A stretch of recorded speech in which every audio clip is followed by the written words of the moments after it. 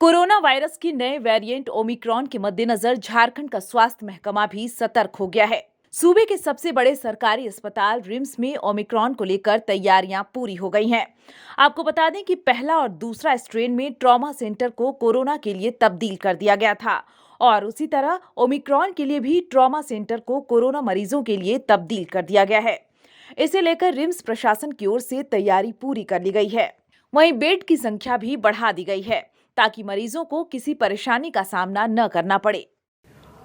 RIMS के द्वारा RIMS प्रशासन पहले ही कोविड टास्क फोर्स को फिर से एक्टिवेट कर दिया गया है और ये हो सकता है शायद ऐसा हो कि केसेस कुछ बढ़े।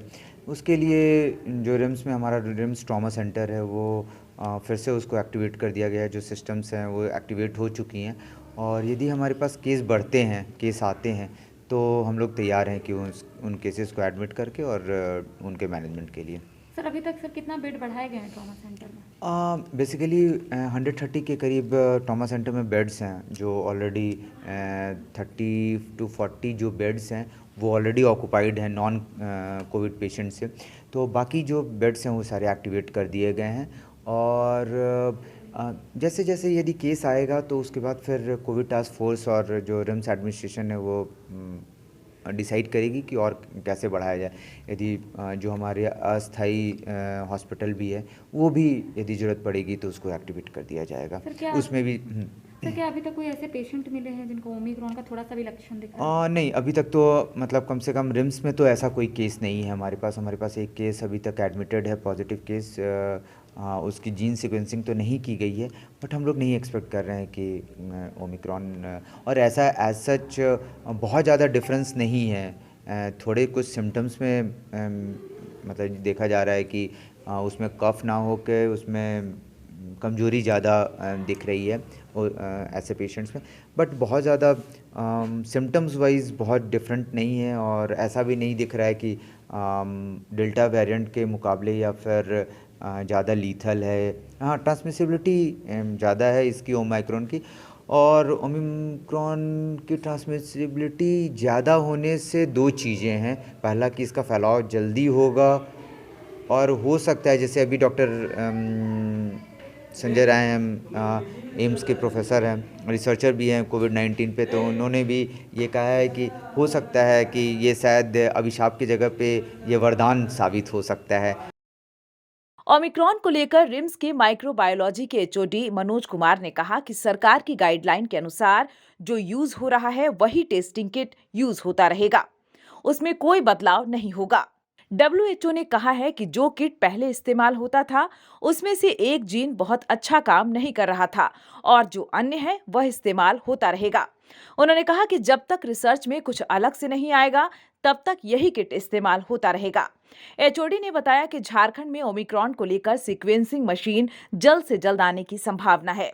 हालांकि मशीन को सेट करने के लिए लगभग 1 महीना का समय लगता है, क्योंकि इसके लिए अलग लैब की सुविधा देनी होती है और कुछ लोगों को इसकी ट्रेनिंग भी देनी होती है। इसलिए राज्य में 1 महीने बाद ही सीक्वेंसिंग मशीन लग सकती है।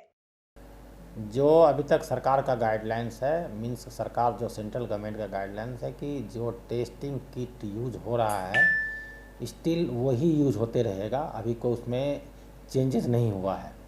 चेंजेस का मतलब क्या है कि जो WHO ने कहा है कि SARS-CoV-2 जिसका किट पहले यूज होता था उसमें 3 जीन का डिटेक्शन होता था PCR में, वो उसमें से एक जीन बहुत अच्छा काम नहीं कर रहा लेकिन 2 अच्छे काम कर रहे हैं, वो अभी स्टिल यूज होते रहेगा जब तक कि आइंदा की रिसर्च में कुछ अलग से नहीं आवे।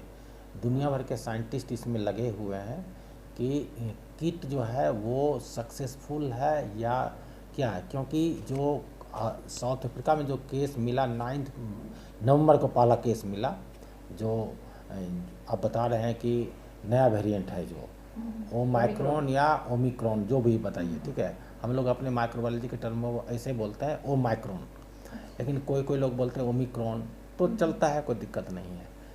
लेकिन जब 9 नवंबर को कन्फर्म हुआ केस वहाँ बढ़े तो उन्होंने सीक्वेंसिंग किया और बताया कि ये ओमिक्रॉन वेरिएंट है जिसका नाम रखा, लेकिन वो भी नॉर्मल PCR से ही डिटेक्ट हुआ था। जो हमारे पास पूरे वर्ल्ड में पीसीआर चल रहा है, जो किट चल रहा है उसी से हुआ था।